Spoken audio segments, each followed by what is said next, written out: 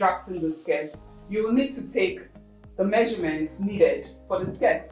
Okay, so now measurements for the skirts are very easy to take, and it's something you can take on your own. If you'll be taking for somebody, of course, it's much more easier, but it's not a very difficult task. The first measurement you need to take is the waist. This is the narrowest part of the body, and you want to take it at the point where you have the slimmest part on your body. The easiest way to identify this is you either tie a string. If you tie a string, the string naturally goes to your natural waistline, or you can stand and bend. You put your hand on your waist and you bend. At the point where the waist bends, that is the point where you have your natural waistline. So I already have a string around the natural waistline here. So what I do is I take my tape, the beginning of the tape, okay, where your number starts from 1, this is a 1 inch mark. You take it and you wrap it around. Now this stops at 32. When you take the measurement for the waist, you don't want it to be too tight and you don't want it to be too loose. It should just be snug enough to fit without pulling off or dropping when the skirt is worn. So this is the beginning of the tape. I normally take out the metal tape because sometimes that pushes forward and gives me a little bit of extra measurements there. So there's no metal tape here. So I've taken that, and at least I can put one finger like that. As you can see, I have a finger there.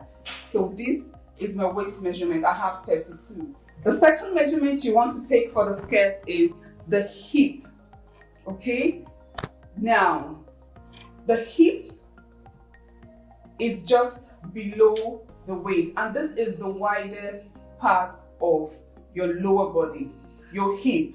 So you want to check, the widest part below the waistline. That is your hip, and that is the part you'll be taking for this particular measurement. Okay, so you need to really check. You check the back, you check at the side, where the hip is widest, where the fullest part, that is where you want to take. So the same way you take the waist around that elastic there, you make sure it's not dropping at the back. It's equal all the way around. So you measure, okay, here I have 41. So that is the beginning of my tape, okay, and the rest of the tape comes over. So I'm going to move it to 42, okay, so that we have a bit of room to move this around, okay. So 42 is fine for me, all right. So the next measurement we're going to take is the hip depth. The hip depth. Now the hip depth is measured from the natural waistline to the point where you measured the hip measurement. So it's taken this way. From the string you tie or the elastic at the waist, you measure down to the hip line. Now on here, the hip line is 8.5 inches down. So you're measuring from the narrowest part to the fullest part. The narrowest part, the waistline, to the fullest part on the hip. So that is how you get your hip depth, okay? Actually, you should be measuring this measurement before you measure this, all right? Because the length of this is what gives you the point where you're going to measure this. Or you eyeball it, okay? You just use your eye and check. It just has to be the fullest point. So whether you're measuring this first, you're measuring to the fullest point on the hip, okay? Or whether you're measuring this part, it's going to still be the fullest point on the hip line.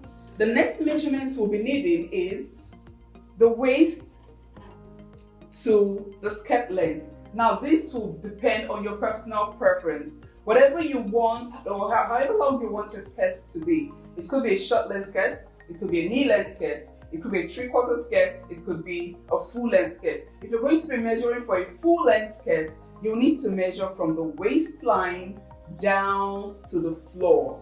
The waistline down to the floor, or the ankle, depending on the kind of skirt you'll be making. So now that we've taken the skirt measurements, we're going to go to the table to draft the pattern to make the skirts.